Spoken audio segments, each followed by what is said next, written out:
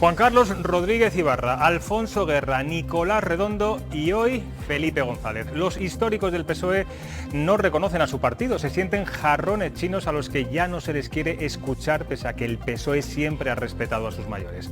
Sin embargo, ahora en cuanto levanta la voz, les tratan de silenciar. Eso sí, ninguno de ellos se va a doblegar, principalmente porque defienden las siglas socialistas por encima de todo. Aquí arranca Cuestión de Prioridades.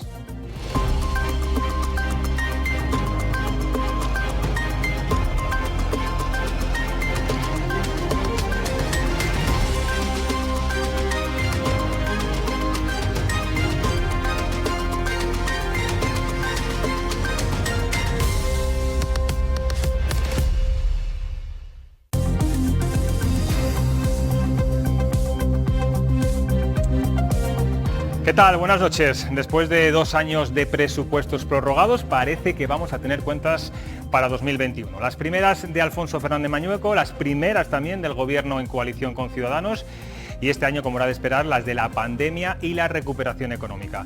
Son las más elevadas, eso sí, nos endeudaremos más y en ellas no se recogen ni subidas ni bajadas de impuestos, aunque luego le preguntaremos al consejero de Economía y Hacienda de la Junta, Carlos Fernández Carriedo, que estará aquí en nuestro plató, si esa armonización fiscal de la que se habla y que planea el Gobierno y Esquerra Republicana nos puede afectar de alguna manera.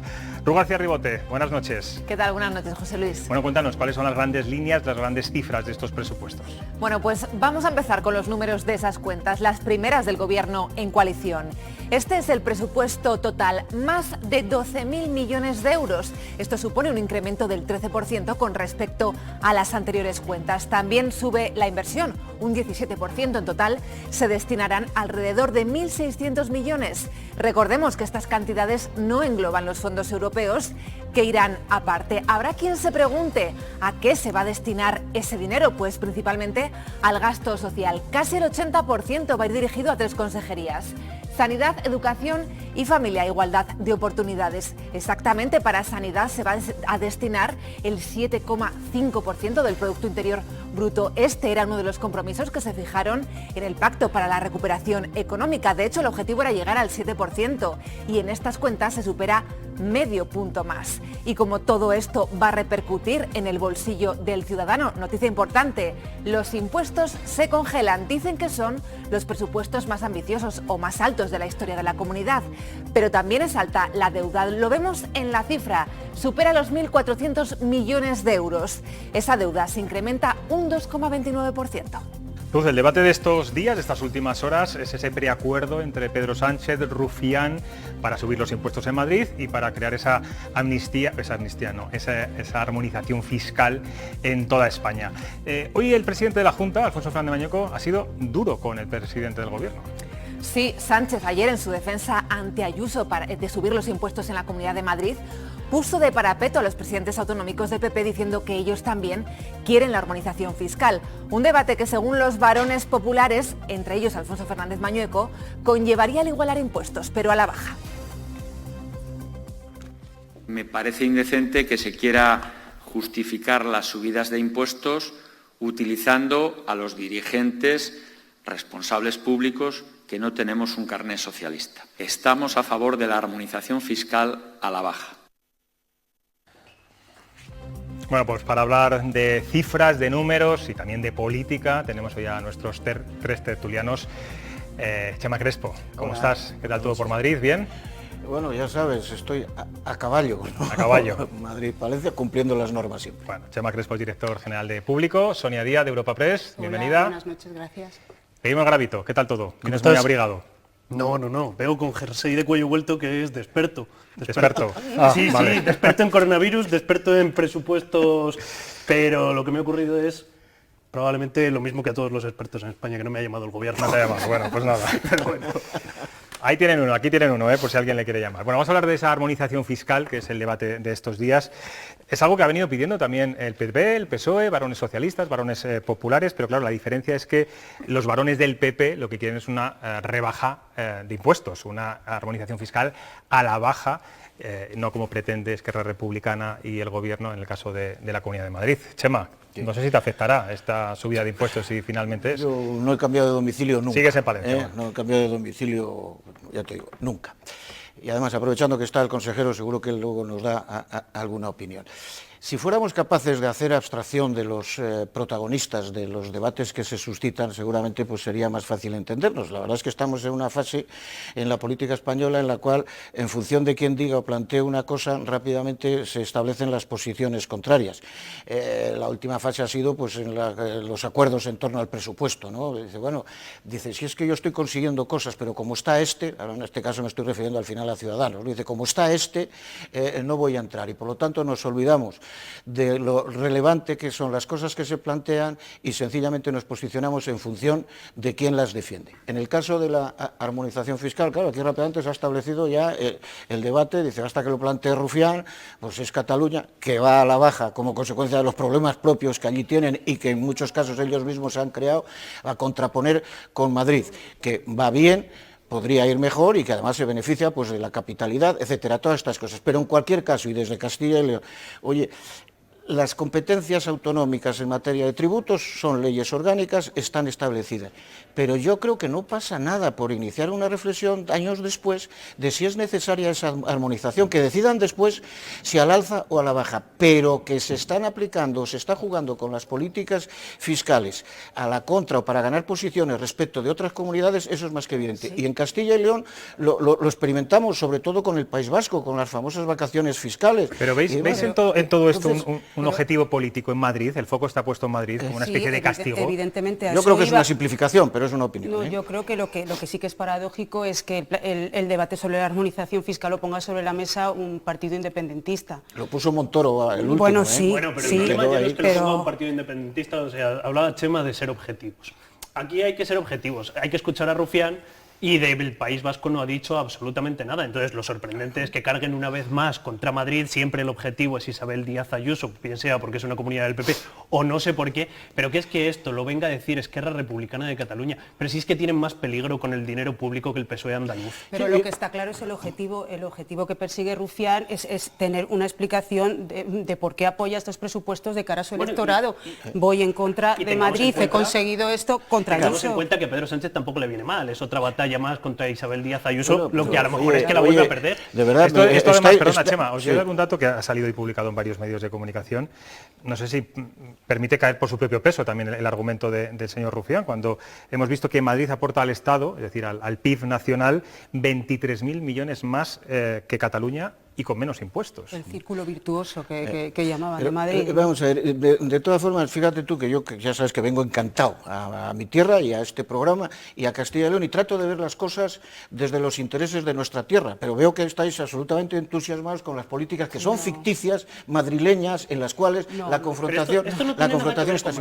Escuche, perdóname un instante, yo lo que he tratado de decir desde el principio, y mantengo que habrá que ser capaces en algún momento de objetivar la necesidad de abrir algunos debates. Por ejemplo, la política, el Consejo de Política Fiscal y Financiera, ¿cuánto hace que no se debate? ¿Cuánto hace que no se renueva el modelo de financiación autonómico que lleva caducado y prorrogado? El problema no es que se abra o no se abra el debate, el problema es el foro en el que se ha abierto el debate, no de una forma bilateral, esto hay que plantearlo en un Consejo de Política Fiscal y Financiera. ¿De qué?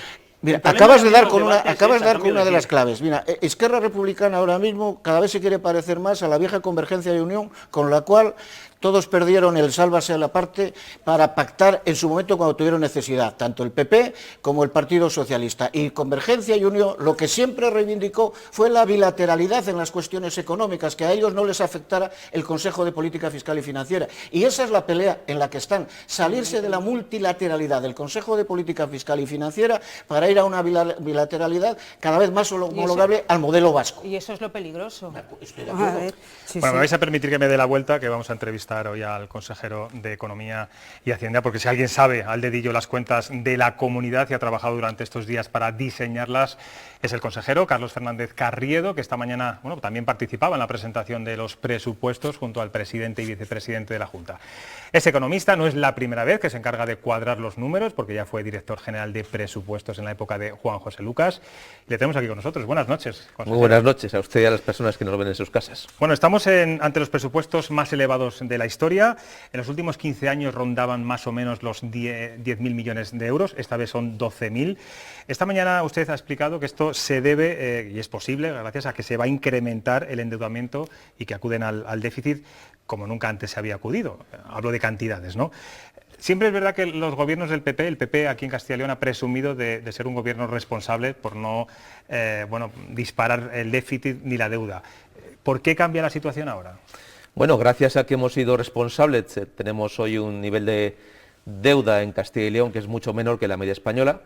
Nosotros debemos aproximadamente el 23% del PIB en Castilla y León y la media de las comunidades autónomas está en el 26%.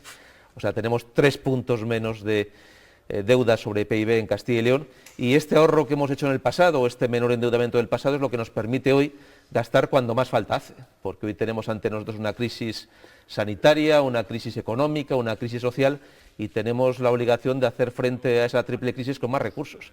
Y qué mejor oportunidad que aquello que hemos ahorrado en el pasado, justo gastarlo ahora cuando más falta hace. Por eso incurrimos en este déficit público, que es el déficit público que nos autoriza también el Gobierno, el 1,1% del PIB, que en todo caso es un déficit moderado, porque hay que tener en cuenta que nosotros incurrimos en el 1,1% de déficit de PIB, pero para el conjunto de España en este año se está hablando de un déficit en torno al 12%. Es decir, que no hay un riesgo de que nos endeudemos más ante una recesión económica como la que parece que ya estamos. Ahora lo prioritario son dos cosas, que es que el impacto de la recesión sea en Castilla y León menor que en el conjunto de España y que nosotros consigamos salir de esa recesión antes. Y por tanto, ahora es también momento de utilizar los recursos que hemos ahorrado para invertirlos, para luchar contra la pandemia y para garantizar esa protección social de las personas que sabemos que peor lo están pasando con la crisis. En esta presentación de los presupuestos de esta mañana, en la rueda de prensa, ustedes lo han calificado como el presupuesto de la pandemia. De hecho, se incrementa el gasto sanitario más de un 7%, tal y como recogía ese plan de reconstrucción con la oposición, un poquito más, creo. Después de las carencias de personal y de infraestructuras sanitarias que han quedado tan evidentes durante esta crisis sanitaria, ¿a dónde van a ir estas inversiones? ¿Se va a reforzar las UCIs? ¿Va a haber nuevas infraestructuras en centros de atención primaria, en consultorios rurales, personal? El presupuesto sanitario crece el 22%. Lo que hacemos es que esto representa ya el 7,5% del PIB de Castilla y León, que es un objetivo muy ambicioso. Tenga usted en cuenta que en muchos sitios de España y de Europa se dice que el objetivo a alcanzar de inversión sanitaria es el 7% del PIB. Nosotros en Castilla y León tenemos ya el 7,5% del PIB, con este incremento del 22%, que sitúa la cifra del presupuesto en casi 4.400 millones de euros.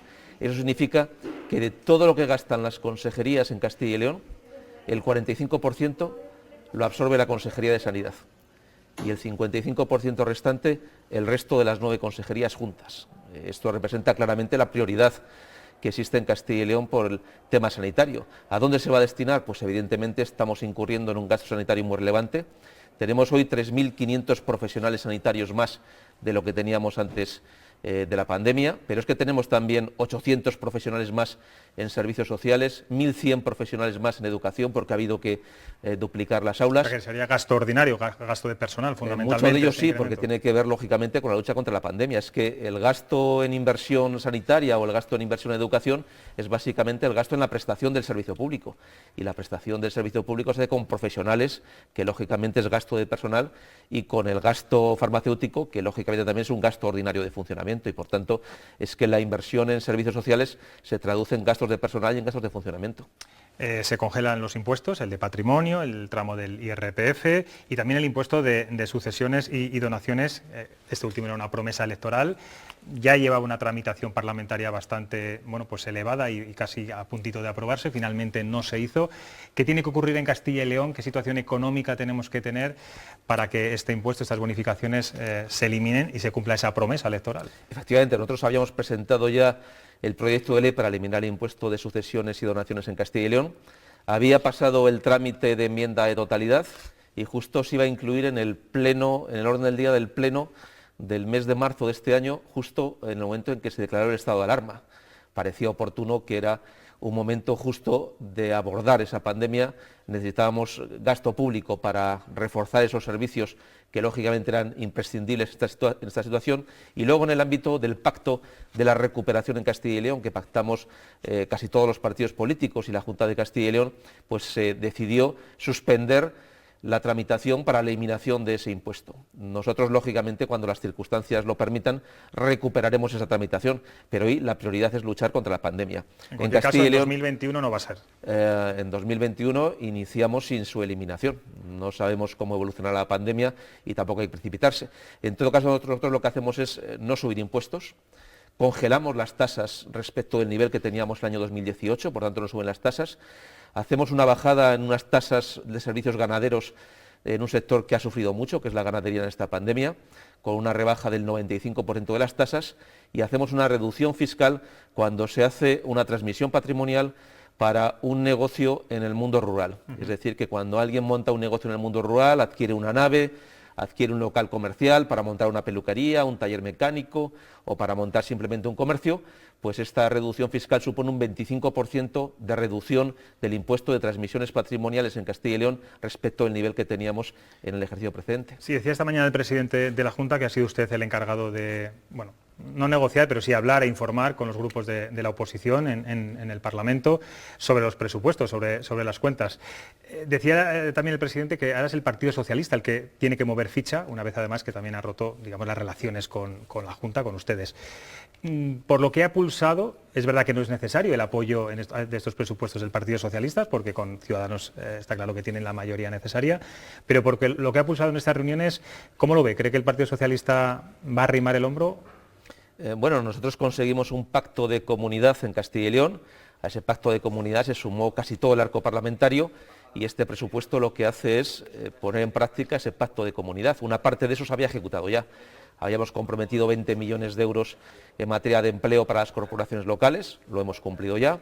20 millones de euros en servicios sociales para las corporaciones locales, también lo hemos cumplido, y 20 millones de euros en inversión para las corporaciones locales, que ahora se han publicado ya las bases, ayer mismo la convocatoria en el boletín, y cuyo pago se producirá cuando se realicen las justificaciones. Y esto va en el presupuesto del próximo año. Por ejemplo, este presupuesto no solamente es que fija el objetivo sanitario en los términos que habíamos acordado, es que es el que hace posible materias muy importantes de las que venían en ese acuerdo. Por tanto, hay una cierta coherencia entre firmar un pacto de comunidad y apoyar el presupuesto que hace posible cumplir ese pacto de comunidad. La mano tendida existe, ha habido bastantes reuniones con los grupos parlamentarios de la oposición, yo mismo he tenido una relación fluida con todos ellos. Ayer mismo hice una ronda con los 7 grupos parlamentarios, los 7 partidos políticos con representación en las Cortes de Castilla y León. Por nuestra parte la mano está tendida, el presidente de la Junta de Castilla y León también se reunió con ellos y estamos, por tanto, en disposición de intentar acordar y pactar estos presupuestos. Es verdad que el techo de gasto no pudo salir con el apoyo unánime porque se opusieron Podemos, PSOE y Vox, pero no contamos con la oposición del resto de los partidos políticos y que el PSOE pues, ha vinculado su apoyo al presupuesto hace unas semanas a lo que pasara en el Congreso de los Diputados. Y yo creo que estamos ante un buen presupuesto, cumple el pacto de comunidad y la mano está tendida por parte de la Junta. Estaremos muy pendientes a ver qué hace el Partido Socialista. Vamos a hablar del tema polémico de esta semana, que es esa armonización fiscal que RC y Pedro Sánchez parece que han pactado, hay un preacuerdo. Yo no sé si han hecho el estudio, han analizado cómo podría afectar esa armonización fiscal en Castilla y León, si nos perjudicaría, si nos beneficiaría, si aumentarían, si disminuirían los impuestos. Bueno, por principio a mí no me gusta que los temas que afectan a Castilla y León se decidan entre Esquerra Republicana de Cataluña y el Gobierno de España. Tendríamos que estar la Comunidad de Castilla y León, parece lógico. Nosotros nos oponemos a que se hable de armonización fiscal explicando esto como subida de impuestos. Es un eufemismo para decir que se nos quiere subir los impuestos. Cualquier armonización fiscal tiene que pasar por una bajada de impuestos, es que eso es importante.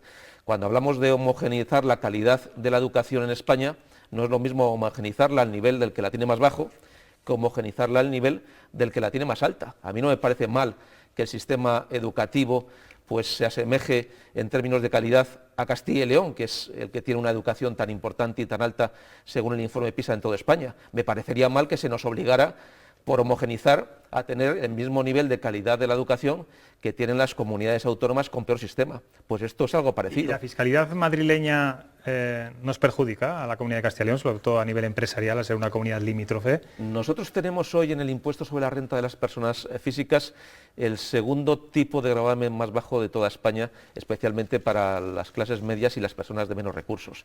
Lo dice el Colegio de Economistas Nacional, y por tanto nosotros tenemos una buena oferta en términos de impuestos bajos para el conjunto de los ciudadanos. Lógicamente, que se hable de armonización fiscal, aquí el riesgo está que esto sea un eufemismo para subir impuestos. Que sería el caso de Castilla y León, teniendo en cuenta lo que está usted diciendo, que claro, es que nos afectaría. En todo caso, parece lógico que lo que afecta a Castilla y León se hable con Castilla y León, no con Esquerra Republicana de Cataluña. Bueno, mañana sé que va a presentar los presupuestos de forma más detallada. ¿Algún proyecto estrella, alguna gran obra, o eso ya es cosa del pasado? Bueno, yo creo que hoy lo ha anunciado ya casi el presidente. El principal proyecto estrella que tenemos sobre la mesa es intentar superar la pandemia, intentar dotarnos de los mejores recursos y medios para que eso sea una realidad y hacer posible que Castilla y León pues pase esta etapa con menos recesión, con menos paro y con menos deuda que la media española. Bueno, es un tema un poco farragoso y complicado el de los presupuestos, pero bueno, nuestros compañeros seguramente van a hacer preguntas muy inteligentes y muy directas, Chema, para que también los telespectadores se enteren un poco más de lo que supone esto. Chema, por ejemplo. Sí. ¿Qué tal, consejero? Un gusto compartir este rato. He visto las grandes cifras, por fin vamos a un presupuesto expansivo, las circunstancias así lo reclaman y fuera lejos los austericidios hasta que salgamos de esto. Prioridad sanidad, prioridad educación, prioridad pago de la deuda por encima de las consignaciones para las políticas sociales. Esa es una decisión política, priorizar la amortización de la deuda por encima de las políticas sociales. Y la segunda cuestión que le quería plantear, parece que los centros de salud van a ser la terminal en la cual, cuando proceda, serán las vacunaciones. En Castilla y León tenemos esa red tan potente para que estén preparados a tiempo para prestar ese servicio de vacunación, nuestros centros de salud. Claro, cuando nosotros decimos que hay que pagar la deuda, es que lógicamente si queremos pedir deuda al mercado tenemos que pagar la que debemos, es una cosa natural. Sí, nosotros tenemos una red muy extensa de centros de salud, de consultorios locales, tenemos más de 200 centros de salud, es la red más extensa de España, más de 3.600 consultorios locales y por tanto una red muy extensa para prestar ese servicio. ¿Y tienen las condiciones necesarias? Hablamos de la congelación de las vacunas, etcétera. Bueno, vamos a ver qué tipo de vacunas, porque sabe usted que un tipo de vacunas, pues están hablando la de Pfizer, que requiere un nivel de grados de 80 bajo cero, que eso tiene cierta complejidad. Es la que va a llegar a Castilla y León, ¿no? Pero luego se está hablando también de la vacuna Moderna, producida por esta empresa farmacéutica, que ya es un nivel propio del congelador de 18-20 grados. Vamos a ver cómo evoluciona. Bueno, yo aquí sí que llamaba la atención, esta mañana también lo decía el vicepresidente de la Junta, que aquí la vacuna parece que le está reservando la Unión Europea, la vacuna la está investigando laboratorios privados, la vacuna la van a poner las comunidades autónomas y la vacuna la anuncia el presidente del Gobierno de España. Sí, pero los centros de salud se van a reforzar porque yo creo que una cierta fragilidad tenemos muchos, pero yo leo las circunstancias por las cuales, en fin, hay niveles de saturación delicados, ¿no? Y de agotamiento. Naturalmente es que la pandemia nos ha agotado a todos. Yo comprendo mucho a los profesionales sanitarios porque desde el mes de marzo, lógicamente, pues se está haciendo muy largo, el esfuerzo de los sanitarios es esencial. Por más que hayamos reforzado y hayamos esos contratos, pues lógicamente son insuficientes ante el reto de la pandemia y por eso este presupuesto pues dota a la sanidad de un 22% más de fondos de lo que tenía hace tan solo en el último presupuesto, claro. Sonia. Sí, yo voy trabajando en los presupuestos, mirando los últimos de aquel octubre de 2017. La verdad es que los grandes titulares, pese a la pandemia, no difieren mucho. Inversiones en servicios sociales, presupuesto histórico. No sé si nos puede detallar un poco cuál sería la seña de identidad del Gobierno de Mañueco, del Gobierno de coalición PP-Ciudadanos en este presupuesto, dejando un poco la senda continuista de los anteriores proyectos. Bueno, lógicamente las circunstancias también obligan, ¿no?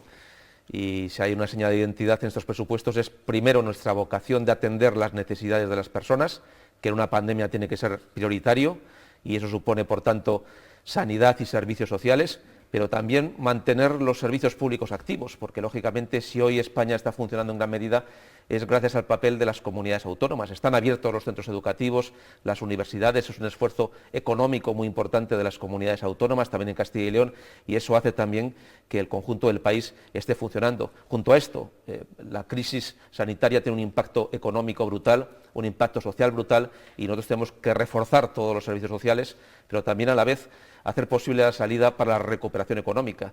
Hoy mismo nos decía que a nuestras previsiones que estiman una caída de la recesión, que es de las más bajas de España, la propia IREF, la propia Autoridad Fiscal Independiente, calificaba nuestros presupuestos, nuestro escenario macroeconómico, un presupuesto realista, un presupuesto que esa Autoridad Fiscal Independiente lo avalaba, y por tanto yo creo que eso es positivo desde el punto de vista incluso que conocíamos que Castilla y León pues va a ser, sin lugar a dudas, de las comunidades autónomas con menor impacto de la recesión. Pero el impacto va a ser enorme, somos muy conscientes, la tasa de paro está creciendo, pero nuestro objetivo es ese que comentaba antes, que es triple: menos recesión, menos paro y menos deuda que en la media de España. Guillermo, por último. Consejero, yo quería preguntarle, porque hablando de estas macrocifras de presupuestos, muchas veces nos perdemos y nos olvidamos, y la gente lo que queremos es a veces propuestas concretas. Yo escuchaba una esta mañana de refilón en su rueda de prensa, que era la de la fibra óptica. Esta quizás sea una de las medidas electorales más planteadas a lo largo de los últimos años, la de extenderla a todo el territorio, sobre todo cuando se está dando una muy buena oportunidad con esta pandemia para el medio rural. Entonces, yo quería preguntarle, ¿va a llegar de una vez en esta legislatura toda fibra óptica y cobertura telefónica que falta en muchos puntos de Castilla y León? Bueno, lo primero que hay que señalar a este punto es que los responsables de proveer el servicio son las operadoras, no son las administraciones públicas. Son, por tanto, las operadoras que prestan el servicio de telecomunicaciones en todo el territorio. Es verdad que en muchas zonas de Castilla y León y en el mundo rural no es rentable llevar la fibra óptica o hacer las inversiones que esto supone, y ahí tenemos que ayudar a las administraciones públicas. La Junta de Castilla y León va a poner una cantidad muy importante este próximo año, también lo va a hacer el Gobierno de España, y vamos a contar con una oportunidad extraordinaria, que son los fondos de la nueva generación. Precisamente uno de los objetivos básicos de esos fondos de la nueva generación es la digitalización. Y nosotros, cuando hemos planteado en nuestro documento de trabajo para que el Gobierno defienda ante la Unión Europea, nosotros entendemos la digitalización no solo en aquello que afecta a las grandes ciudades, el Smart City, etcétera, sino fundamentalmente pensando en que el Internet llegue a todo el territorio de Castilla y León, a todo el mundo rural. La pandemia ha supuesto también una oportunidad para el mundo rural. El teletrabajo, la posibilidad de hacer negocios en el mundo rural.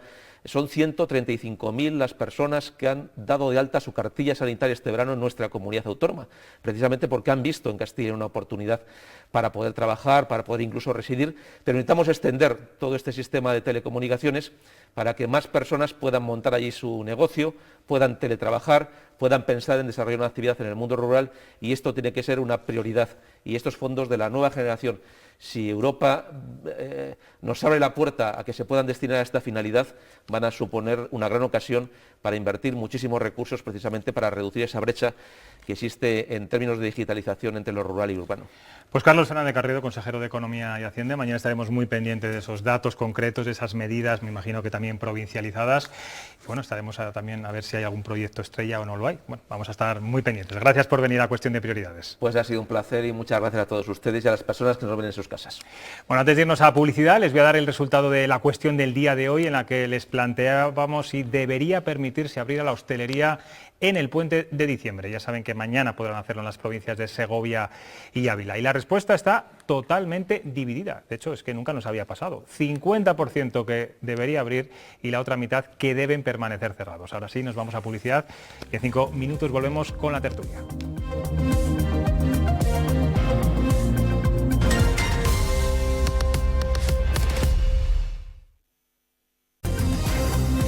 Estamos de vuelta y como siempre ya saben en directo son las 10:05 de la noche. Hoy en la sede de Ferraz ha retumbado la voz de uno de los dirigentes socialistas más valorados y respetados. Felipe González ha sacado los colores al actual PSOE y ha dicho alto y claro que no se va a callar. Se suma así a otros exdirigentes del PSOE que estos días han cargado duramente contra los pactos de Sánchez con los nacionalistas y Bildu. La conformación de mayorías tienen implícitas contradicciones que no permiten hacer un proyecto de país.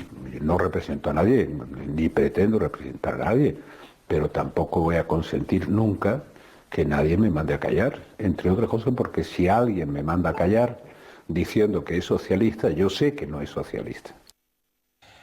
Bueno, se refería a Felipe González a las declaraciones de Adriana Lastra estos días, cuando decía que respetaban a sus mayores, pero que ahora los que estaban dirigiendo el partido no eran ellos y que, de alguna forma se tenía que apartar.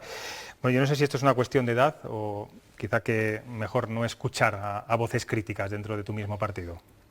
Yo creo que se ha impuesto la edad como argumento de autoridad. Se habla mucho que si de la gente joven, que si de la gente mayor, pero yo creo que no es un argumento de autoridad. Lo que es una muestra de mediocridad. Cuando el otro día Adriana Lastra hablaba de que Felipe González ya no era esa generación que dirige el PSOE y apelaba a que eran ellos, gente joven, la que lo estaba llevando, a mí esto me hace mucha gracia. ¿Qué méritos tienen ellos? Ni curriculares, ni académicos y sobre todo...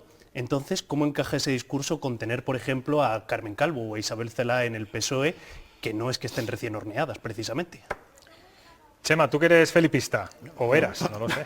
No, yo lo que soy es socialista. Bueno, vale. Siempre y... Pero dentro de la corriente de Felipe también. No, socialista, sin más. Y además, socialdemócrata, que en los tiempos en los que yo militaba eso era peyorativo, ¿sabes? Porque aquello, o será trotskista, o será socialista, o será marxista, pero esto de socialdemócrata, dice, bueno, este tío es de derechas, ¿no? En fin, estas cosas. ¿Entiendes el enfado de Felipe González? Vamos a ver, lo que no entiendo es la réplica.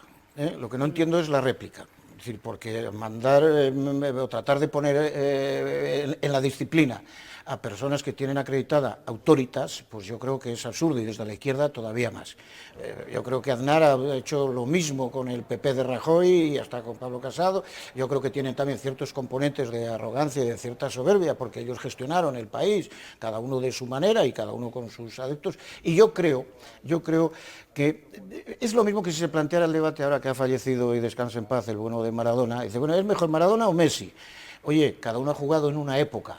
Aquí las cuestiones sería cotejar con las mismas mimbres qué políticas harían unos u otros. Cada uno gestionó su tiempo. Felipe González creo que con absoluta brillantez hasta que fue languideciendo. Aznar, yo creo que con sus contradicciones tenía un modelo de país, no le tembló el pulso para pactar con el nacionalismo y con lo que fuera, pero tenía su proyecto de país. Yo querría verles gestionar un parlamento de 350 diputados, eso sí le tenían ellos con cuántas formaciones políticas, 17 lo menos, o alguna más. Quiero decir que a cada uno hay que pedirle la responsabilidad de la gestión con los instrumentos y con las herramientas que tiene.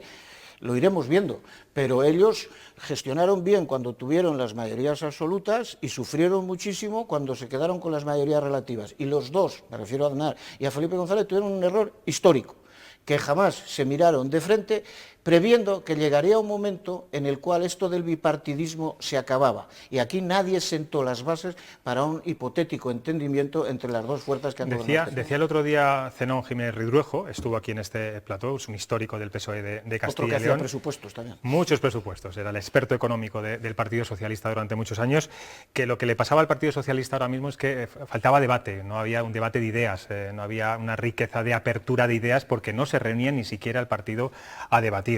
Claro, yo creo que el principal problema radica en eso, en que no se debate, pero porque ahora el gobierno, el PSOE está sustentando un gobierno con Podemos. Entonces a mí personalmente las declaraciones de Felipe González no me han sorprendido en ningún momento, teniendo en cuenta ya su enfrentamiento histórico con Pablo Iglesias. Recordemos que Pablo Iglesias siempre ha incluido a Felipe González dentro de lo que él llamaba la casta en su día, las tremendas declaraciones que hablaban de Calviva en su día. Entonces evidentemente Felipe González yo creo que también está un poco posicionado por esa situación que está arrastrando al PSOE. Bueno, Felipe González tuvo que asistir a muchos funerales por atentados de ETA, eso en un documental reciente que se ha salido publicado lo decía que era de los peores días de su vida, sobre todo algún funeral. Claro, este pacto con Bildu entiendo que le tiene que escocer. Pero es que hablábamos de si hay debate interno en el PSOE, es que en el debate en el PSOE ya no hay debate interno. Esto lo que ocurre es que en cuanto hay una voz discrepante que no gusta a Pedro Sánchez y a ese entorno, que ahora es quien tiene todo el poder por estar en el gobierno, se manda a callar. Entonces hablamos de líderes políticos cuando no lideran, mandan con mano de hierro ni de lejos en guante de seda, y se acabó. No hay voces discrepantes. ¿Qué pasó con Pedro Sánchez cuando antes de morir Rubalcaba tuvieron aquello que contó en Espejo Público Rubalcaba, de que él le había dicho de que se estaba arrimando demasiado a la extrema izquierda, de que Pedro Sánchez era extrema izquierda? Dijo, y es que desde entonces no hemos vuelto a hablar. Es que Pedro Sánchez, lo que yo tengo la sensación de que le ocurre como a un adolescente. Un adolescente que en cuanto le llevan la contraria directamente se desenamora porque lo que está es enamorado de sí mismo y no puede aceptar críticas. Mira, hay una cosa que también forma parte de mi aprendizaje, por ejemplo, escuchar el otro día a Alfonso Guerra, su derecho a discrepar, que claro que le asiste, claro, a mí Alfonso Guerra me inoculó en aquellos años, dice, tu obligación es defender la acción de gobierno, que para criticarnos están los demás, y cuando el gobierno decide y la ejecutiva ha hablado, todos los demás se callan. Eso es lo que se definía como guerrismo. Y con carácter general, el Partido Socialista, y creo que el Partido Popular, digamos que tiene menos, no lo digo en sentido crítico, pero menos concepto de partido, ¿no?, que lo que es el Partido Socialista, ambos partidos, y especialmente también el Partido Socialista, cuando gobernaba, el partido dejaba de existir, lo que existía era el gobierno, y las estructuras de partido debilitadas. ¿Cuándo entraba en debate el Partido Socialista? Cuando se perdían las elecciones, que cada uno tenía sus recetas. Y por cierto, tampoco hubo por parte, digamos, de la vieja guardia del Partido Socialista ningún tipo de generosidad con José Luis Rodríguez Zapatero, que ganó las elecciones contra todo pronóstico, que gobernó 8 años, que estableció una senda también de superación y de derrota con todos los demás, con las Fuerzas Armadas, con la policía, con los jueces, con la colaboración del Partido Popular de esa manera para derrotar a ETA. Y que ahora mismo es un defensor de que, oye, ETA ha perdido, la vida tiene que continuar. Bueno, y mientras Pedro Sánchez perfila y ultima el acuerdo de presupuestos con Bildu, con RC y con PNV, Ciudadanos ya da la batalla por perdida, y eso que lo han intentado hasta el final. Finalmente, los independentistas le han ganado la batalla, también Pablo Iglesias, y los de Arrimadas, bueno, pues votarán que no. Votaremos que no a los presupuestos generales del Estado porque no cumplen con los requisitos necesarios para que un partido de centro, moderado y liberal como Ciudadanos los pueda apoyar. Las contrapartidas al nacionalismo son intolerables. Y lo bueno es que ya el Gobierno nunca más podrá decir que no tenía otra opción. Bueno, tanto nadar para morir en la orilla, ¿no? Crónica de una muerte anunciada, o sea, se ha cansado ya Inés Arrimadas de llamar a la puerta de Pedro Sánchez, cuando Pedro Sánchez estaba claro que se la estaba abriendo a otros partidos independentistas. Hombre, pues yo creo que deberían haber dado un paso atrás un poco antes. Está claro que es una estrategia, yo creo que ya un poco electoral, para dejar más claro y evidente con quien quiere pactar, Pedro Sánchez en este caso, y por fin ya Inés Arrimadas hoy ha dicho... Pero ¿gana o pierde Inés Arrimadas con esta estrategia? Bueno, pues al final, en un momento muy delicado también para su partido, ¿no? Pues yo creo ha sido cuestionada internamente. Claro, yo creo que inicialmente perdía, pero que ya se ha convertido en una estrategia de partido para decir, mira, vamos a dejar claro y evidente con quién quiere pactar este señor. Pero ya es tan evidente, o sea, si el problema de Inés Arrimadas es que este juego al que llevan jugando mucho tiempo, a mí que convoque una rueda de prensa para decir que no van a apoyar los presupuestos, sinceramente me da la risa. Creo que a mí, a muchos españoles que ya tenían claro esto, y al presidente del gobierno también, que se la traiga al pairo, literalmente. Porque nunca fue una primera opción. Por supuesto que no, eso creo que lo tenía claro hasta Inés Arrimadas. Esa mano tendida que llevan desde mayo con el estado de alarma, con tal, si es que es un desprecio absoluto, y ante los desprecios yo creo que no hay que seguir haciendo ofrecimientos. Entonces, Inés Arrimadas y Ciudadanos ahora mismo es irrelevante en el panorama político actual. Necesitan alguna clave para tratar de tener actualidad, pero esto es llevar la política al absurdo. Hombre, para desprecios el que le ha hecho el Partido Popular a Ciudadanos, que ha rechazado ir en coalición con ellos en las elecciones catalanas, ¿no?, el bloque constitucionalista. Ya veremos cómo les sale. A todos.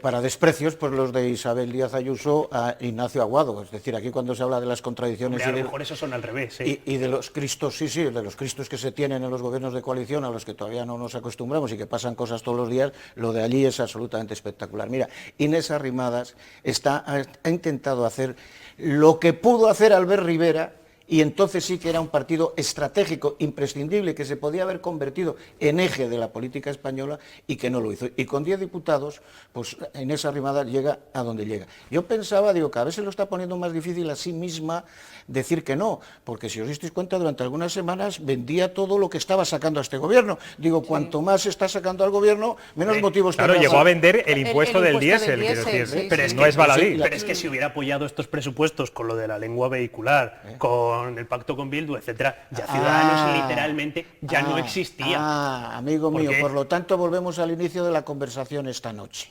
Aquí, dependiendo de los compañeros de viaje, independientemente de lo que se acuerde... Hay compañeros de viaje con los que no se puede ir.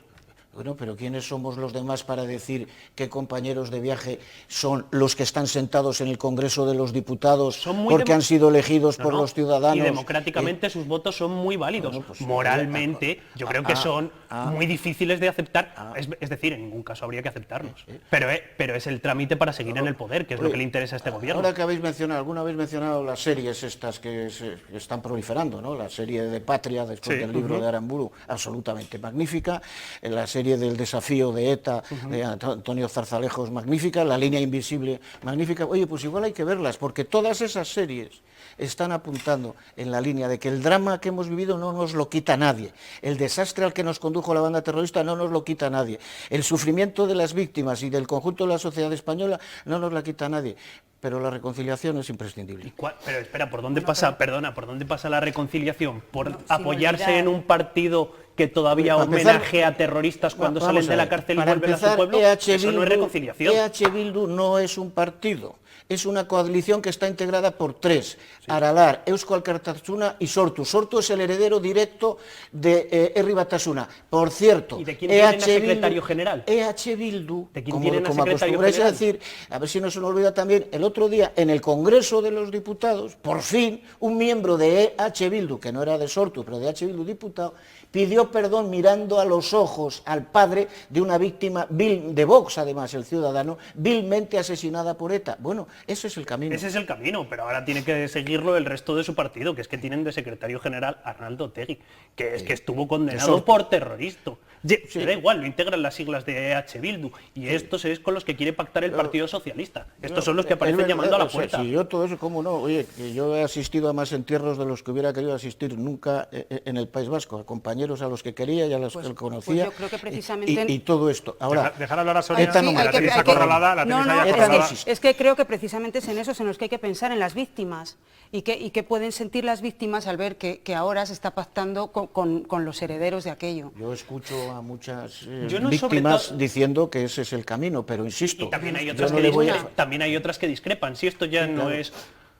No es solo cuestión de traicionar la memoria de las víctimas, sino ETA ha sido derrotada. Es de ver las políticas que están desarrollando cada uno de ellos. Y cuando no condenas el terrorismo, cuando no condenas a estos que todavía salen de la cárcel y son recibidos con honores, a mí me parece deleznable que el gobierno se vaya a ¿creéis que Pablo Iglesias, esto es una victoria para Pablo Iglesias, porque ha conseguido finalmente que sea EH Bildu la que pacte con el gobierno y no Ciudadanos? Desde luego que sí, con EH Bildu y con el PNV, que hoy decía, cómo le denominaba su presidente, decía que era él, me lo había apuntado por aquí, ahora mismo no me acuerdo. Bueno, más que nada que Pablo Iglesias era el que había pergeñado absolutamente todos los presupuestos. No, si va a resultar que es el gran hombre de Estado, Pablo Iglesias. Al PNV ya el papel de... Si es que además en cuanto se aprueben, esto se le está haciendo muy largo al gobierno, hasta la semana que viene que se apruebe el presupuesto. Y después aquí el funcionamiento va a ser otro y va a entrar en plena vigencia la famosa geometría parlamentaria variable, no nos equivoquemos en eso.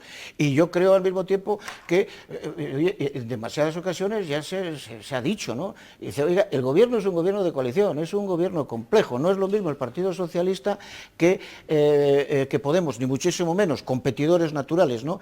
Y yo creo que también era el objetivo, lo que ha pretendido conseguir, yo creo que lo ha conseguido también Pablo Iglesias, es decir, oye, yo no tengo solo mis 35 diputados, Tengo 35, más 5, más 13. Tengo 53, sumándose... Nos tenemos que marchar.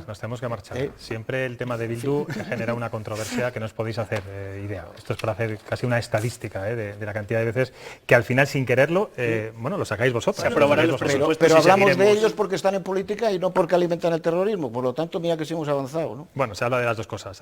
Ya.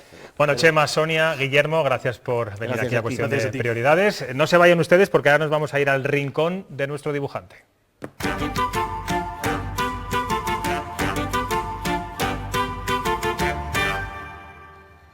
Buenas noches, Chema. Oye, ¿qué vidriera has puesto hoy en tu ventana?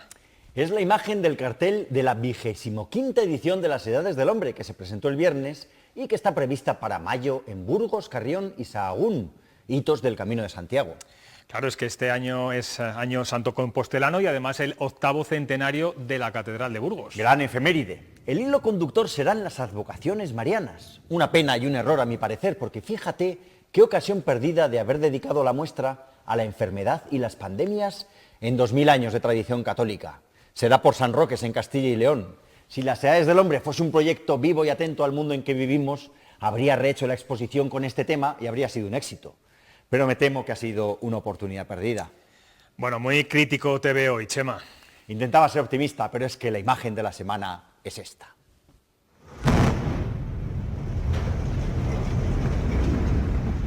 Ahí lo tienes, 150 metros de chimenea y 40 años de historia demolidos en unos segundos. Se trata de la central térmica de Anllares, en León, que dominaba los horizontes de Páramo del Sil desde 1982, año en que aún no teníamos ni estatuto de autonomía, y que se convierte en un nuevo símbolo del fin del carbón. Hombre, la transición ecológica es algo bueno, Chema, no seas cenizo. Tienes razón, tendremos aire más limpio, pero ver una demolición en positivo cuesta, José Luis, cuesta. Bueno, pues déjate de las demoliciones y fíjate en las noticias positivas, que también las hay. La noticia positiva de la semana es la nueva desescalada. Si me permites el juego de palabras, parece que vamos a salir del túnel justo antes del puente. Segovia y Ávila son las primeras provincias que abrirán sus terrazas y en el resto de la región seguiremos tomando café en la calle, de pie y en vasos de papel. Esta fiebre cafetera tiene algo alegre como de resistencia a la adversidad. Si me diese tiempo, dibujaría un vaso de café de papel como símbolo de esperanza, José Luis, pero un jueves más se me ha pasado la hora. Ya sabes que en Castilla y León las horas, los años y hasta los siglos se pasan volando, aunque hay momentos que parecen eternos. Ya sé que nunca haces la viñeta. Bueno, desde mañana los segovianos y abulenses podrán tomar efectivamente café dentro de los bares y a ver si pronto se va recuperando la normalidad en la hostelería. Nos vamos, les espero el lunes a las 9:30 aquí en Cuestión de Prioridades. Disfruten.